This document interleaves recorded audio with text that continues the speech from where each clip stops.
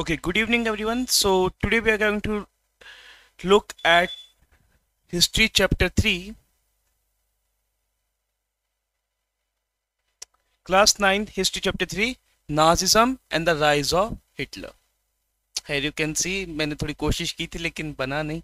Now, our chapter this chapter, Nazism and the Rise of Hitler chapter starts with the story of a boy named Helmut. Now, Helmut क्या करता है एक दिन मतलब वो सोए हुए रहता है तो देखता है अपने मदर फादर को बात करते हुए कि अब हमें शायद मरना पड़ेगा. Okay, so they go to a park, वहां पर वो लोग खेलते हैं कूदते हैं, हेलमेट खेलता है. बाद में उसे पता चलता है कि उसके फादर ने सुसाइड कर लिया है. ठीक है, हेलमेट काफी दिनों तक खाना नहीं खाता क्योंकि उसको लगता था कि उसके मदर उसके खाने में जहर मिला देगी. ठीक है, और बार बार 1914 के इंसिडेंट्स ऐसे रिपीट होते रहते हैं. तो ऐसा क्या हुआ था कि जिसकी वजह से सिचुएशन यहाँ तक आ गई थी कि एक परिवार अपने आप को मारने की सोच रहा था. Okay, so the entire history goes back to the period 1914 to 18, and one of the history's most humiliating treaty, that was Treaty of Versailles.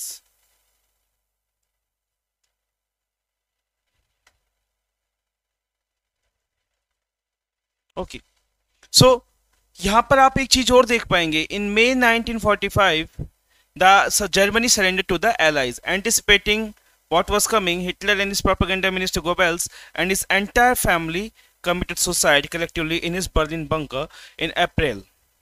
At the end of war, an international military tribunal at Nuremberg was set up to prosecute Nazi war criminals for crimes, peace against for war, and crimes against humanity. Germany's conduct during the war, especially those which. Okay, now इससे पहले हम next page पे पढ़ें, ये important है, इसको mark कर लेना. दूसरा, यहाँ पर क्या किया गया था कि 1945, यहाँ पे बात हो रही है सेकेंड वर्ल्ड वॉर की. ओके, तो सेकेंड वर्ल्ड वॉर 1945 को खत्म हो गया था. हालांकि ऑफिशियली खत्म वो 14 अगस्त को होता है, मतलब कि जब जापान के ऊपर एटम बम गिराने के बाद में हो जाता है, लेकिन जर्मनी पहले हार चुका था, उसने सरेंडर कर दिया था. ठीक है, सो एक military tribunal court type setup किया जाता है जिसके अंदर जो हिटलर और उसके जो साथी थे, जो भी बड़े जनरल थे जिनकी वजह से वॉर हुआ, या फिर जो भी हॉलोकॉस्ट के लिए जिम्मेदार थे, उन सब लोगों को सजा होनी थी. ठीक है, नाउ ये सजा भी बड़ी विचित्र थी. ठीक है, क्यों? नेक्स्ट स्लाइड में आपको बताता हूं. हुआ क्या था कि सेकेंड वर्ल्ड वॉर में, under the shadow of second world war, Germany has waged a genocidal war, which resulted in mass murder of selected groups of innocent civilians of Europe. A number of people killed included 6 million Jews, 200,000 Gypsies, 1 million Polish civilians, 70,000 Germans who were considered mentally and physically disabled. Now, besides this, Hitler ने क्या किया था? Concentration camps बनाए थे. एक ऐसा ही concentration camp था लाइक ऑस्विट्स. ठीक है, तो न्यूरमबर्ग जो ट्रायल था, न्यूरमबर्ग ट्रिब्यूनल था, sentenced only 11 leading Nazis to death and others were imprison. यानी उसने सिर्फ 11 लोग, इतना सब कुछ हो गया, इतने सारे लोगों को हिटलर ने मार दिया, उसके साथियों ने मार दिया, और अभी तो उसके जो हैवानियत की कहानियां वो तो अभी बाकी हैं. ठीक है, फिर भी सिर्फ 11 लोगों को ही मौत की सजा हुई और बाकी लोगों को इम्प्रिजन किया गया. ऐसा क्यों हुआ था और क्यों ही सिर्फ 11 लोगों को ही मौत की सजा दी गई? इसके पीछे की हिस्ट्री है which goes back to world war one. Now what happened in world war one, कि वर्ल्ड वॉर वन के बाद में एक ट्रीटी की साइन की जाती है. Treaty was the treaty of Versailles. Okay, और वो ट्रीटी हिस्ट्री की सबसे ह्यूमिलेटिंग ट्रीटी थी. ऐसा कुछ इतिहास, और जिसके उस ट्रीटी के साथ में ही वर्ल्ड वॉर टू का क्या हो गया था, बीज बो दिए गए थे. तो ऐसा कुछ आगे भविष्य में ना हो, इसलिए जो एलाइज पावर थी, यूएस, यूके, रशिया, इन्होंने क्या किया था कि हम बस इतनी सजा देंगे. ठीक है, नाउ ये ट्रीटी ऑफ वर्साइलेस क्या थी और ऐसा क्या हुआ कि भाई वर्ल्ड वॉर टू को करना पड़ा, ये सब हम यहाँ पे देखेंगे. Now come the birth of Weimar Republic. Okay, now before setting up of Weimar Republic, that was in 1919, Germany fought world war one. ठीक है ना, world war one Germany fought किस लड़ाई की. ठीक है, उसकी कहानी अलग है कि वर्ल्ड वॉर वन क्यों शुरू हुआ था. हालांकि एक ऑस्ट्रियन ड्यूक थे जिनके शूट कर दिया गया था, जिसके साथ ही, उनकी शूटिंग के साथ में ही वर्ल्ड वॉर वन शुरू हो गया था. ठीक है, तो world war one between central powers and allies के बीच में था। सेंट्रल पावर्स में ऑटोमन एम्पायर जो कि आज का तुर्की है, ओके, उसके बाद में आपका Germany and Austrian Hungary empire था, ठीक है। इनसे लड़ाई लड़ते हैं रशिया, फ्रांस एंड इंग्लैंड, लेकिन ये हारते रहते हैं। 1917 में कौन आता है? यूएस आता है, और यूएस के एंट्री के साथ में वर्ल्ड वॉर वन में जर्मनी हार जाता है। Okay, after the loss of Germany, अभी फिलहाल जर्मनी में क्या हो रहा है वर्ल्ड वॉर वन के बाद में कि वहां पर एक नेशनल असेंबली मीट करती है और वो democratic constitution with federal structure को एस्टेब्लिश करती है। Deputies were now selected to the German parliament और Reichstag, okay, on the basis of universal adult franchise, okay, और दिस इंक्लूडेड वीमेन ऑल्सो।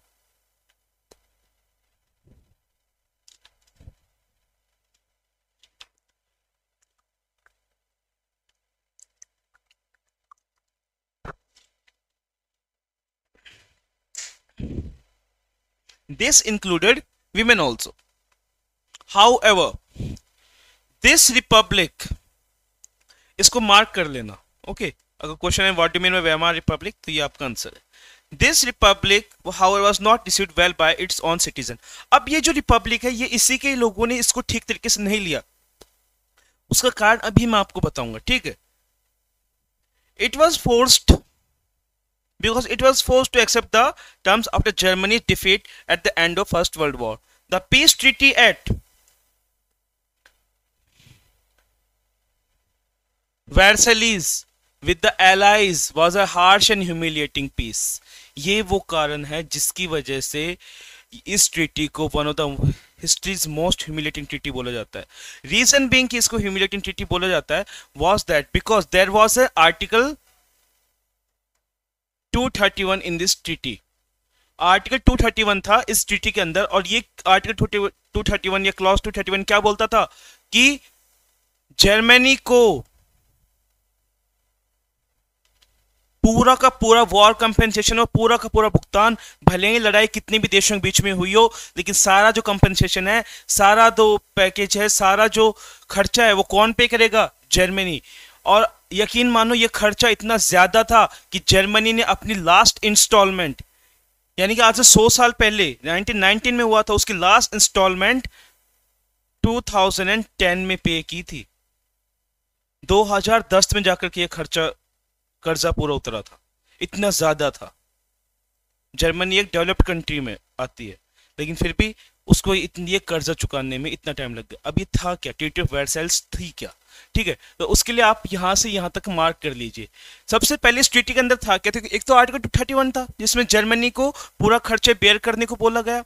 दूसरा इसमें क्या था कि जर्मनी को अपनी जितनी भी ओवरसीज कॉलोनीज थी, मतलब जैसे हमने देखा था कि 14th सेंचुरी के साथ में, ठीक है ना, 14th सेंचुरी से ही जो यूरोपियन देश होते हैं वो क्या करना शुरू कर देते हैं, बाकी देशों की तरफ ट्रेड बनाने के लिए निकल जाते हैं, और ट्रेड के साथ साथ वो उनको एक प्रकार से ऑक्यूपाई कर लेते हैं। जैसे इंडिया किसकी कॉलोनी था? हम कॉलोनी थे किनकी?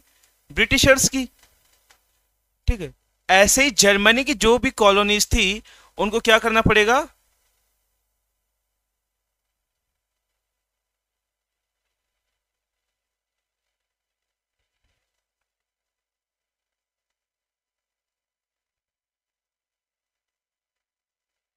छोड़ना पड़ेगा। ओके, इसके बारे में दूसरा क्या किया गया था कि जर्मनी की जो 1/3 पॉपुलेशन थी, 1/10वां हिस्सा जो पॉपुलेशन का, वो खत्म हो चुका था वॉर की वजह से, ठीक है। किसी भी कंट्री ने सोचा नहीं था कि ये वॉर इतना लंबा खींचेगा, लेकिन ये चला गया इतना लंबा। उसके बाद में 13% ऑफ टेरिटरी, यानी उस देश के का इतना हिस्सा, ये इसको छोड़ना पड़ा।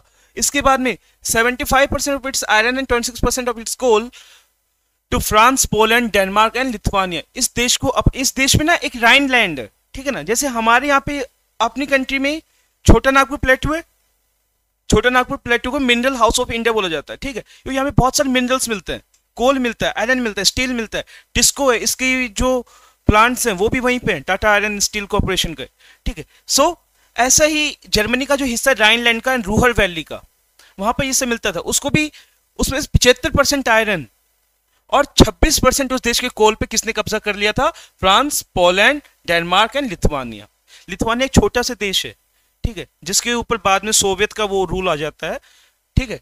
Now the allied powers demilitarised Germany to weaken its power. इतना सब करने के बाद में भी जर्मनी की जो आर्मी थी उसको डीमिलिटराइज कर दिया जाता है, यानी कि जर्मनी की आर्मी को बंद कर दिया जाता है कि जर्मनी अब आर्मी नहीं रखेगा। Okay, the war guilt clause held. The war guilt, ये इसी क्लोज की बात कर रहे हैं।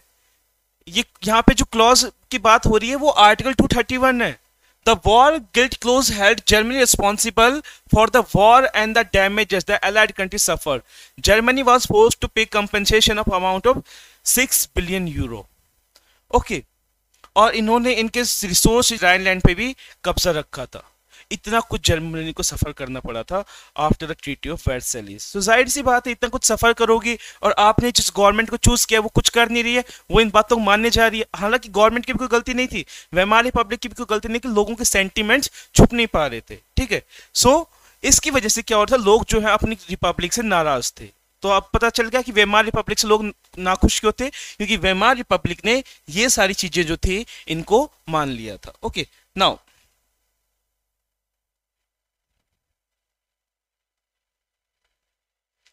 Effects of the war. अब इस लड़ाई का नतीजा क्या हुआ वर्ल्ड वॉर वन का? वर्ल्ड वॉर वन का सबसे मेन नतीजा क्या हुआ?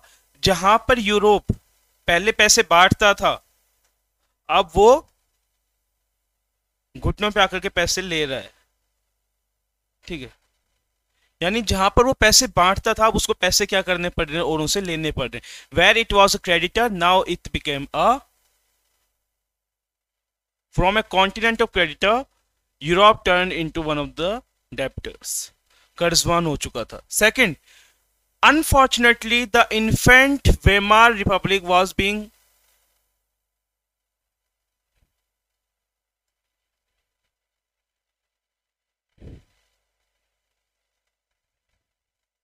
unfortunately the infant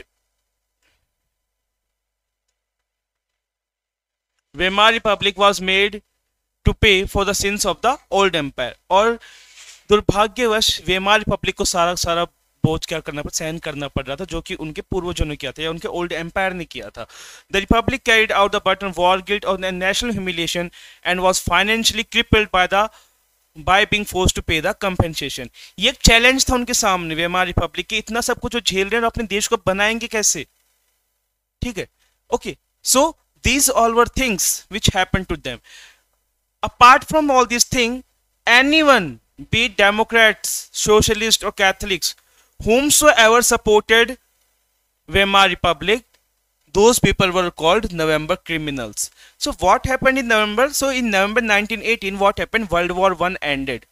ठीक है, तो इन लोगों को जिन्होंने वेमार रिपब्लिक को सपोर्ट किया, कौन कौन थे? Socialist, Catholic and Democrats.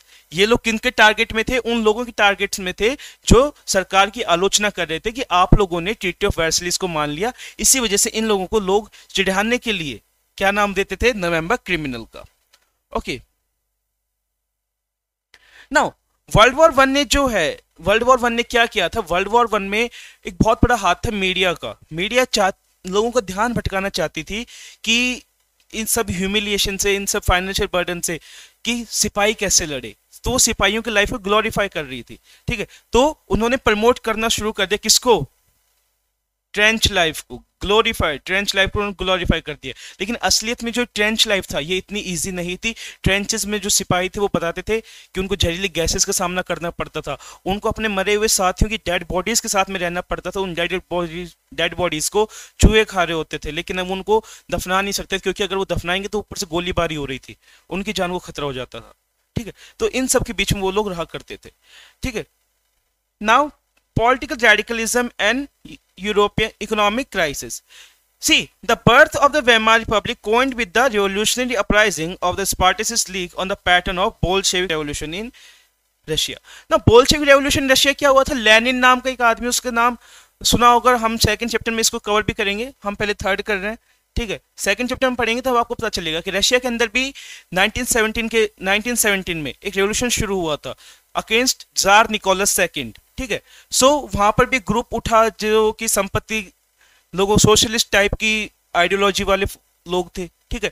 तो जर्मनी में भी same socialist type of ideology को फॉलो करने के लिए बोला गया, ठीक है। तो इसके बीच में यहाँ पर एक स्पार्टिसिस्ट लीग था, उसकी और वेमार रिपब्लिक की आपस में क्लैश हो गई, इनकी अपराइजिंग हो गई, ये लोग इनकी बात नहीं मान रहे थे, ठीक है। तो इनको बंद करने के लिए क्या किया गया, इनको बंद करने के लिए those opposed to this such as the socialist democrats and catholics met at Weimar to give shape to the democratic republic.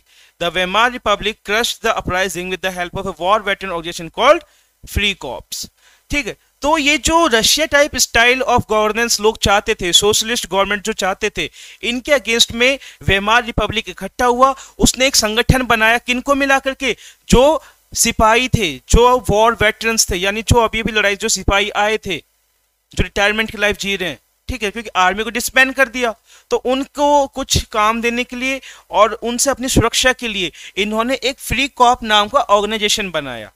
और इस फ्री कॉप का काम क्या था, ये जो आवाज उठ रही है सोशलिज्म के लिए, उसको खत्म करना, सोशलिज्म के लिए जो आवाज उठी है उसको बंद करना, ठीक है। Okay, now communist and socialist henceforth became unrecognizable enemies and could not make common cause against Hitler. अब देश में पहले से ही दो गुट हो चुके थे, सोशलिस्ट के और कम्युनिस्ट के, ठीक है।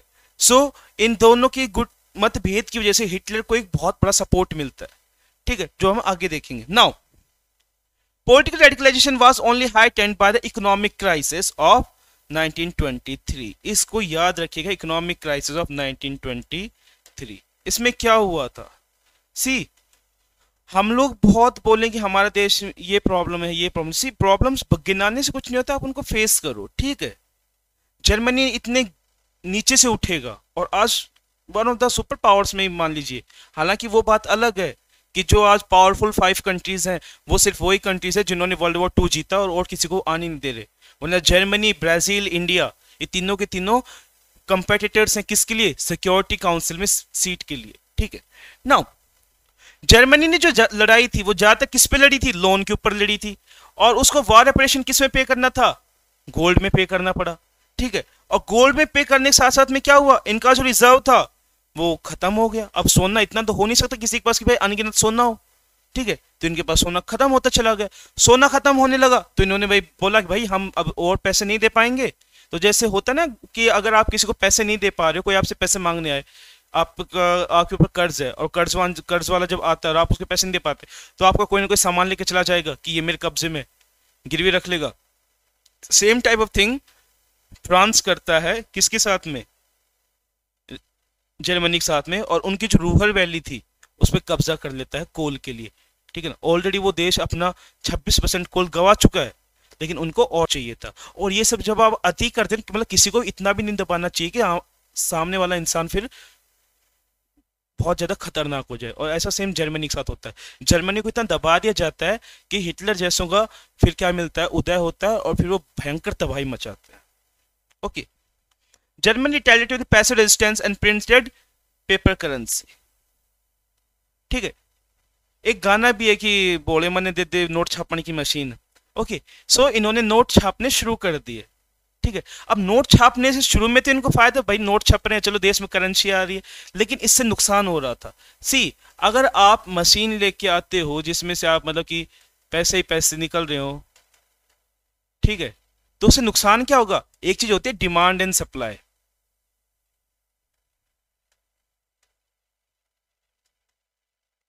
ठीक है। अब ये ऐसे मान लीजिए सपोज 10 लोग हैं, 10 लोगों के पास में खूब सारा पैसा है, ठीक है, और एक आईफोन आया है, ठीक है। अब 10 लोग हैं, इन 10 लोगों के पास में पैसा है और ये आईफोन है जिसमें हीरे लगे हुए हैं, ठीक है। तो अब इसकी क्या लगेगी, बोली, और ये ऐसे 4-5 पीस हैं, यानी कि इनकी सप्लाई क्या है, कम है, सप्लाई क्या है, कम है, और डिमांड क्या है, ज्यादा है। और जब किसी चीज की सप्लाई कम होती है, डिमांड ज्यादा होती है, तो क्या होता है, ऑब्वियसली इसका जो प्राइस होता है वो बहुत ज्यादा हाई हो जाता है, प्राइस क्या हो जाता है, बढ़ जाता है। सेम काम रशिया में, जर्मनी में होना शुरू हुआ।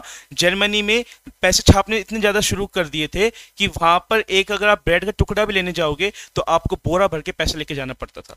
उसके अलावा जो इनके इनकी जो करेंसी थी जर्मन मार्क, उसकी जो वैल्यू है वो ट्रिलियंस में पहुंच जाती है, बिलियन भी नहीं ट्रिलियंस में पहुंच जाती है, अरबों में पहुंच जाती है। यानी $1 की वैल्यू वहां के अरबों रुपए के बराबर थी।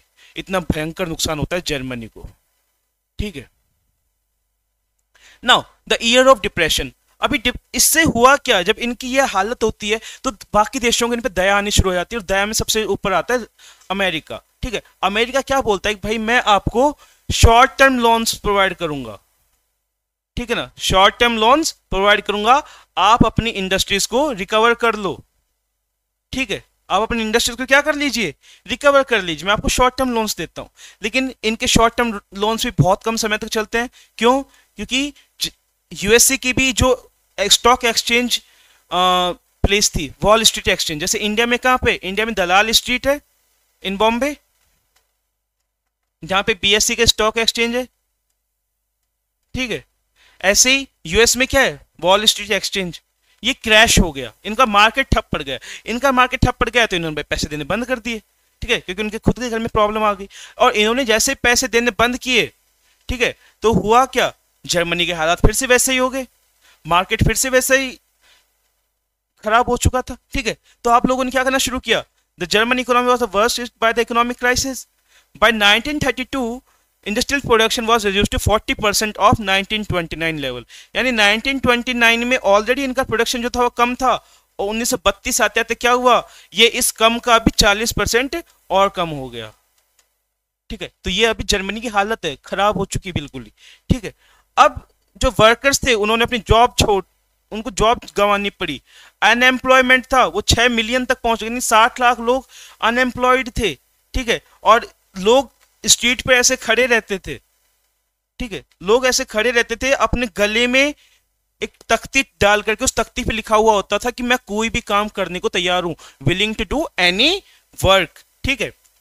सो इनको जहां जहां पे मार्क करते रहना। ये किसके पॉइंट चल रहे अभी, इकोनॉमिक क्राइसिस के, कि जर्मनी में इकोनॉमिक क्राइसिस क्या था उसके बारे में अभी पॉइंट्स चल रहे हैं, ठीक है। Now the economic crisis created deep anxiety and fear in people. The middle class, especially salaried employees and pensioners, saw their saving diminish when the currency lost its value. Small businessmen, the self-employed and the retailers suffered, ठीक है।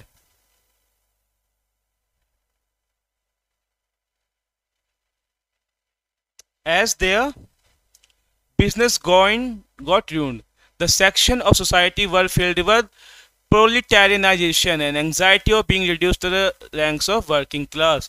यानी जो middle class लोग थे और जो small businessman थे, इनकी अलग ही प्रॉब्लम थी। इनकी प्रॉब्लम क्या थी कि जो इन्होंने पैसे बचाए थे वो तो उसका करेंसी की डीवैल्यू, यानी उसकी करेंसी की वैल्यू कम होने की वजह से क्या हो रही थी, सेविंग खत्म होती जा रही थी। और सेविंग जब खत्म हुई तो इन लोगों को प्रॉब्लम्स क्या आने लगी, इनको डर सताने लगा पॉलिटेरियनाइजेशन का। पॉलिटेरियनाइजेशन मतलब क्या होता है कि आपका ये खतरा कि कहीं हम लोग क्या ना बन जाए, गरीब ना बन जाए, हम लोग वर्किंग क्लास के बराबर ना आ जाएं, क्योंकि अभी उनसे ऊपर है मिडिल क्लास में, तो कहीं हम गरीबों की श्रेणी में ना आ जाएं। इनकी सबसे बड़ी समस्या ये थी। तो अगर उसकी श्रेणी में आ गए तो ऑलरेडी देश में इतने सारे गरीब हैं, हम भी उसी श्रेणी में आ जाएंगे, गरीबी में और बढ़ावा होगा और हम भी खाने को कुछ नहीं मिलेगा, ठीक है ना। So politically too the Weimar republic was fragile. ये सब समस्याएं चल रही थी इकोनॉमी की। और ये समस्या क्या है इसकी है, ये चैलेंज किस बात का है, ये समस्या पॉलिटिकल का। पॉलिटिकल में क्या समस्या थी, the Weimar constitution had some inherent defects which made it unstable and vulnerable to dictatorship. One was the proportional representation. This made achieving a majority by one party a near impossible task leading to rule by coalition, ठीक है। अब यहाँ पर हम लोग civics में पढ़ेंगे between proportional representation, एफटीटीपी, इन सब के बारे में, सिंगल ट्रांसफर वोट सिस्टम, इन सब के बारे में पढ़ेंगे, ठीक है। तो यहाँ पे हो क्या रहा था, जो वेमार रिपब्लिक था उसने जब अपना कॉन्स्टिट्यूशन बनाया तो उसमें कुछ ऐसी त्रुटियां थी, उसमें ऐसी कुछ कमियां थी कि कोई एक सिंगल पार्टी क्या नहीं बन सकती थी, रूलर नहीं बन सकती थी, ठीक है। तो जाहिर सी बात है ये सब क्या करेंगी, ये सभी लोग क्या करने लगे,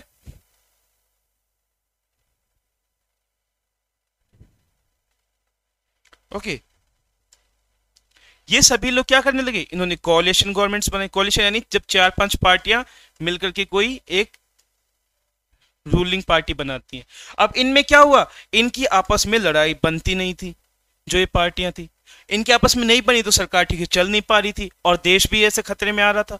देश वैसे ही प्रॉब्लम में है, सरकार की बन नहीं रही है, तो जाहिर सी बात है इससे फायदा किसको होगा? हिटलर को होगा, जब वो तानाशाह बनेगा। हिटलर के लिए ये लोग रास्ता क्लियर कर रहे थे, लेकिन उसके क्या है कि हिटलर के लिए परिस्थिति बनती जा रही थी कि वो तानाशाह बने। ठीक है, दूसरा क्या होता है? Second was Article 48, which gave President the power to impose emergency, suspend civil rights, and declare and rule by decree.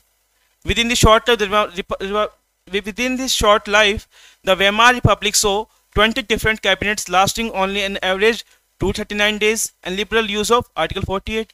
यानी कि अभी उसको बने हुए कुछ 10 साल भी नहीं हुए, डेकेड भी पूरा नहीं हुआ है, और उसने ऑलरेडी 20 बार अपनी सरकार बदल ली है।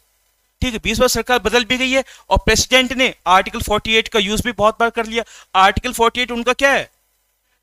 आर्टिकल 48 इनका इमरजेंसी क्लॉज है सर।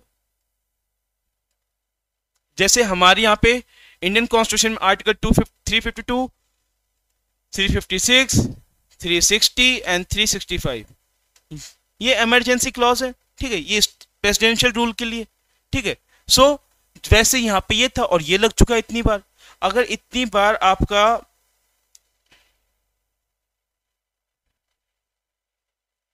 ये सब लग रहा है तो इसका मतलब आपके देश में इतनी बार अगर आपके देश में इमरजेंसी लग रही है और इतनी बार अगर आपका सरकार फेल हो रही है, तो यानी कि आपके देश में कुछ गड़बड़ है, सरकार स्टेबल नहीं है।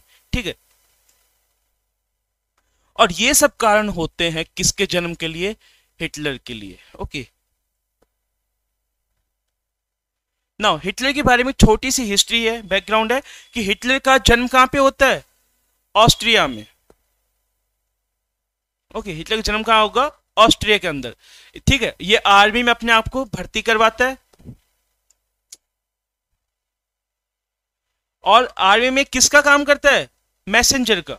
मैसेंजर यानी कि मैसेज पहुंचाने। हिटलर इतना शरीर से इतना दुबला पतला था, शरीर से इतना मरा हुआ था, मरा हुआ ही बोलेंगे, कि एक ब्रिटिश सोल्जर के सामने आ जाता है वर्ल्ड वॉर 1 के टाइम पे, एंड वो ब्रिटिश सोल्जर इसको जिंदा छोड़ देता है, क्या सोच करके कि यार ये तो पहले से इतना मरा हुआ है, मैसेंजर का काम कर रहा है, इसे हथियार भी उठता नहीं है, इसको मारकर मैं क्या करूंगा? एंड आगे जाके ये इंसान क्या बनेगा? हिटलर, और कम से कम लाखों करोड़ों लोगों की जान का दुश्मन बनेगा, उनके जिम्मेवार बनेगा। ओके, नाउ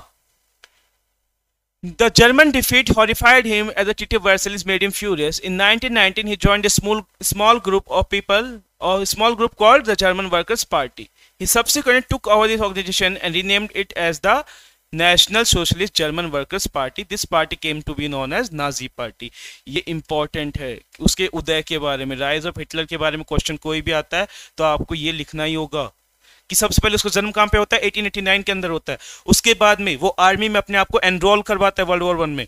एनरोल करवाने के बाद में क्या होता है? वो बहुत दुखी था कि वेमार रिपब्लिक ने सारी कंडीशंस मान ली, देश की ये हालत हो चुकी है। इसके लिए वो 1919 में क्या करेगा? जर्मन वर्कर पार्टी को ज्वाइन करेगा। जर्मन वर्कर पार्टी को ज्वाइन करने के बाद में ये इस पार्टी का नामकरण कर देता है। उसका नाम क्या रखेगा? National socialist German workers party. और इसी पार्टी को क्या नाम दिया गया है? Nazi party. नाजी पार्टी की जो यूथ विंग थी, ओके, यूथ विंग कब ओपन होता है? In 1922। So in 1923 what Hitler tried to do? Hitler ना शुरुआत में बहुत ज्यादा हेस्टी हो जाता है। हेस्टी यानी बहुत तावल कर देता है, बहुत जल्दबाजी कर देता है। किस बात की? That he wanted to rule as soon as possible, and for that purpose what he did, he tried to seize the control of Bavaria. Okay, वो बावेरिया की गवर्नमेंट को हटाकर, बावेरिया प्रोविंस था उसको हटा करके वहां पे रूल करना चाहता था। But the Weimar Republic arrested him. ठीक है, he was arrested. Okay, so till 1930s there was no such major recognition of the Nazi party. When did the Nazi party got major recognition? It was during the 1932. Okay, उससे पहले क्या होता है? उससे पहले जो ये इकोनॉमिक क्राइसिस चल रहा था 1929 का, उसमें नाजिज्म को बहुत भयंकर बढ़ावा मिलता है। एंड उसके पीछे जो कारण था वो हमें नेक्स्ट पेज पे देखने को मिलेगा, क्योंकि Hitler was a powerful speaker and he promised people that if his party wins, that if his party wins, he will undo the humiliation done to Germans and he will punish all the conspiracies or conspire against Germany. ठीक है, उसने ये promise किया था। सो उसकी बात का असर क्या होता है कि 1932 में, जहां पर 1928 में इसकी पार्टी को सिर्फ 2.6% वोट मिले थे, 4 साल बाद ही इसकी पार्टी को 37% वोट मिल जाते हैं। Okay, now after this what happens, ये कारण है कि हिटलर को क्यों इतना ज्यादा माना जा, इसका इतना राइज क्यों हुआ हिटलर का, क्योंकि Hitler was a powerful speaker, his passion and his words moved people, he promised to build a strong nation under the injustice of the Versailles treaty and restore dignity of German people. ठीक है, इन सब से क्या हुआ, Hitler, लोगों ने Hitler पे विश्वास करना शुरू कर दिया। हिटलर बेसिकली, हिटलर जो है ना, वो लोगों का यूज कर रहा था अपना एक घिनौना सपना पूरा करने में और अपना मकसद पूरा करने के लिए लोगों के सेंटिमेंट्स का यूज कर रहा था। ठीक है, जिसके बारे में भी आगे पता चलेगा। बिफोर दैट, ये यहां पर the red banners with swastika, the Nazi salute, ritualized round of applause and the speechless were all part of spectacle of his power. ठीक है, अगर क्वेश्चन आता है फ्लैग को डिस्क्राइब करो या उसकी पावर को डिस्क्राइब करो, तो आपको ही लिखना है ना। हिटलर का जो पार्टी सिंबल था वो ये था कि पीछे आपका रेड कलर है और सामने आपके स्वास्तिक बना हुआ है। इसको देख के लग रहा होगा कि ये हमारे सनातन धर्म से जुड़ा हुआ है। बिल्कुल, क्योंकि ये जो हिटलर जो था वो आर्यन रेस को मानता था। ठीक है, और हमारे यहाँ पे भी एक थ्योरी है कि जो हड़प्पा के लोग होते हैं, हड़प्पा के लोगों पर आर्यंस ने अटैक किया था, जिसकी वजह से वो लोग खत्म हुए। और भारत का एक नाम आर्यव्रत भी है, और अगर आप लोगों ने महाभारत देखी है पुराने वाले, तो उसमें बहुत बार आर्यवर्त का यूज हुआ है, आर्यव्रत का यूज हुआ है। ठीक है, so now coming to next page, Nazi propaganda. अभी नाजी प्रोपेगेंडा क्या था कि नाजी प्रोपेगेंडा ये था कि हिटलर को ए भगवान बना के दिखाओ, उसको गॉड फिगर दिखाओ कि अगर वो ऐसा नहीं करेगा तो कुछ हो ही नहीं सकता, सिर्फ उसकी मर्जी से सब कुछ होगा। ठीक है, उसको आप भगवान बना दो, और इतना बड़ा बना दिया उसकी फिगर को कि लोग उसके अगेंस्ट जान तक से डरते थे और सभी लोग उसको क्या करने लगे, फॉलो करने लगे। ठीक है, अभी होता क्या है, on 30 January 1933 president Hindenburg offered the chancellorship, the highest position in the cabinet of minister, to the Hitler. Even today, the prime minister is equal to chancellor in Germany. Germany में chancellor को क्या बोलेंगे, prime minister, या फिर prime minister क्या बोलेंगे, chancellor. Okay, now, so 1933 में Hitler की पार्टी ने 1932 इलेक्शंस हुए, उसमें उन्होंने कितने परसेंट वोट जीते, 32%, 37%। ठीक है, सो उसका नतीजा क्या होता है कि हिटलर को चांसलरशिप मिल जाती है, किसके द्वारा, प्रेसिडेंट के द्वारा। फिर एक अचानक से एक आग लगती है, उस आग में क्या होता है, जो जर्मन पार्लियामेंट या रिचटैग था वो जलकर राख हो जाता है। ठीक है, और the fire decree of 28 February 1933 indefinitely suspended rights of like freedom of speech, press and assembly that had been granted by the Weimar Constitution। और इस आग की वजह से क्या होता है कि देश में एक इमरजेंसी सिचुएशन आ जाती है। उस इमरजेंसी में क्या होता है, फ्रीडम ऑफ स्पीच की, इस freedom of speech, freedom of press and assembly, assembly यानी कि 4-5 लोग इकट्ठा नहीं हो सकते, उसकी बात हो रही है यहाँ पे। ठीक है, ये सब क्या हो जाती है, बंद कर दी जाती है बाय वेमार। ठीक है, he turned on his arch enemies the communists, most of whom were hurriedly packed off to the newly established concentration camps। Okay, ये वर्ड कंसंट्रेशन कैंप्स याद रखें, क्योंकि आगे जा करके कब्र बनने वाला है बहुत ज्यादा लोगों की। ठीक है, तो हिटलर ने क्या किया, हिटलर ने जैसे पावर में आया उसने पावर को कंट्रोल करना शुरू किया, और उसने धीरे धीरे करके अपने सभी जो दुश्मन थे, स्पेशली कम्युनिस्ट, उन सबको कंसंट्रेशन कैंप्स में डाल दिया। ना कंसंट्रेशन कैंप्स क्या होते थे, कंसंट्रेशन कैंप्स एक साइट होती थी, ठीक है, जो कि चारों तरफ से बिजली के तारों से बंधी हुई होती थी, जिनमें करंट होता था। ठीक है, और बीच में एक रूम टाइप होगा, हॉल टाइप होता था, जिसके अंदर लोगों को बगैर कपड़ों के, बगैर जूतों के भेजा जाता था, और यहाँ पर जाते ही उनके ऊपर जहरीली गैस छोड़ दी जाती थी, जिससे उनकी दर्दनाक मौत हो जाती थी। उन पे एक्सपेरिमेंट्स किए जाते थे लोगों के ऊपर। ठीक है, नाउ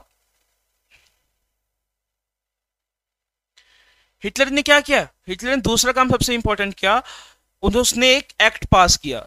एक्ट कौन सा एक्ट, इनेबलिंग एक्ट, और इस एक्ट ने इसको किस चीज की पावर दे दी, डिक्टेटर बनने की। ठीक है, on 3rd March 1933 the famous enabling act was passed. This act established dictatorship in Germany. It gave Hitler all powers to sideline parliament and rule by decree। यानी पार्लियामेंट को साइड में करो, अब सिर्फ आज से वो हिटलर क्या बन चुका है, तानाशाह बन चुका है। सारी पावर किसके हाथ में, हिटलर के हाथ में। ठीक है, वो ना सिर्फ ये करता है वो उस देश की इकोनॉमी, मीडिया, आर्मी, जुडिशरी, इन सब के ऊपर भी कब्जा कर लेता है। एंड वो खुद के लिए, ठीक है, खुद के लिए बहुत सारी नई फोर्सेस भी क्रिएट करता है, जिनमें से सबसे खतरनाक होगी गैस्पो, the SS group, protection squad, ये लोग, ठीक है।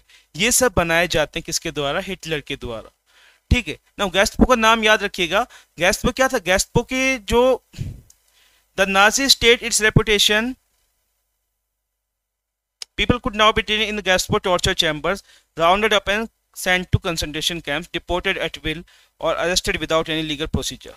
The police forces acquired powers to rule with impunity. यानी पुलिस के हाथ में पूरी पावर थी कि आपको जिस पे भी शक को मार दो या कंसंट्रेशन कैंप में डाल दो।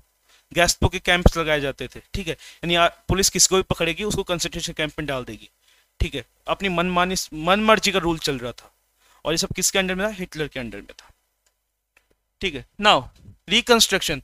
अभी हिटलर सोचता है कि अगर मुझे, हिटलर का सपना जो था, अभी उसकी रियलिटी, जो रियल सपना है वो आगे आएगा, अभी तक कुछ नहीं हुआ है ना, उसने अपने पत्ते खोल ले।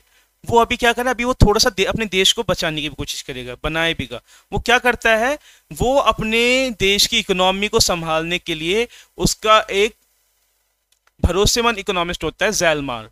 Now Hjalmar who aimed at full production and full employment through state funded work creation program. This project produced the famous German highways and the people's car, the Volkswagen. Now, जैसे इंडिया में नरेगा वाली scheme थी कि वो central funded होती है, कि वो जॉब्स क्रिएट करेंगे आप लोगों के लिए और आपको पैसे भी देंगे, आपको काम करना है। सेम काम ज़ेलमार करता है। ज़ेलमार लोगों को थोड़ा बहुत इनकम देने का कोशिश करता है, इकोनॉमिक सुधारने की कोशिश करता है, और उसका नतीजा क्या होता है कि जर्मन सुपर हाईवे और फॉक्सवैगन, जो कि जर्मन कार है, आज भी बहुत सबसे फेमस कार्स में से एक है। ये बात बहुत बार बोली जाती है कि अगर आप गाड़ी चला रहे हो तो आपके पास जर्मन होनी चाहिए, ठीक है। मर्सिडीज, फॉक्सवैगन, ये सब करता है। It's foreign policy also acquired quick success. He pulled out of the league of Nations in 1933, occupied the Rhineland in 1936 and integrated Germany and Austria under the slogan one people, one empire and one leader, ठीक है। Hitler ने German policy के लिए भी क्या किया कि उसने 1933 के अंदर league of nation, so league of Nations क्या था कि 1920 में एक यूएनओ जैसा, आज जो यूनाइटेड नेशन ऑर्गेनाइजेशन है, ऐसा ये ग्रुप बनाया जाता है ताकि भविष्य में क्या ना हो, वर्ल्ड वॉर ना हो। लेकिन ये जो लीग ऑफ नेशन था, ये इतना सक्सेसफुल नहीं होता है क्योंकि वर्ल्ड वॉर 2 हो जाता है, ठीक है। तो हिटलर इसमें से अपने आप को निकाल लेगा, ठीक है। और उसके बाद में वो दूसरा काम क्या करेगा? वो राइनलैंड, जिसके ऊपर कब्जा कर लिया गया था, ठीक है, फ्रांस जैसे देशों द्वारा, उस पर भी अपना कब्जा वापस करता है। और उसके बाद में वो क्या करता है? ऑस्ट्रिया जो कंट्री थी उसको अपने अंडर मिला लेगा, और स्लोगन क्या देगा? One people, one empire and one leader. Okay, so all this things happened. इसी के साथ में और का काम करेगा। He then went on to wrest German speaking Sudetenland from Czechoslovakia and gobbled of the entire country. वो जहां जहां पे जर्मन स्पीकिंग लोग थे, उन एरियाज को भी अपने कब्जे में ले लेता है, और पूरे के पूरे चेकोस्लोवाकिया, आज के टाइम पे चेकोस्लोवाकिया 2 अलग देश हैं, चेक रिपब्लिक एंड स्लोवाकिया, ओके, ये 2 अलग देश है, लेकिन उस समय पे एक ही हुआ करता था। इसको भी अपने कब्जे में, पूरे देश को अपने कब्जे में ले लेगा, ठीक है। In all of this, he had unspoken support of England, which has considered the Versailles verdict too harsh. और इस सब में अभी इसको सपोर्ट कौन कर रहा है? इंग्लैंड कर रहा है। अनस्पोकन सपोर्ट यानी कि बोल नहीं रहा, लेकिन वो कर रहा है।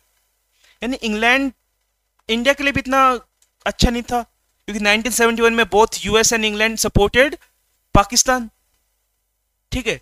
और उस टाइम पे भी वो लोग किसका सपोर्ट? हिटलर का सपोर्ट करते हैं। जब तक इनके खुद के घर पे हमला नहीं होगा ना, तब तक ये लोग आगे नहीं आएंगे, ठीक है।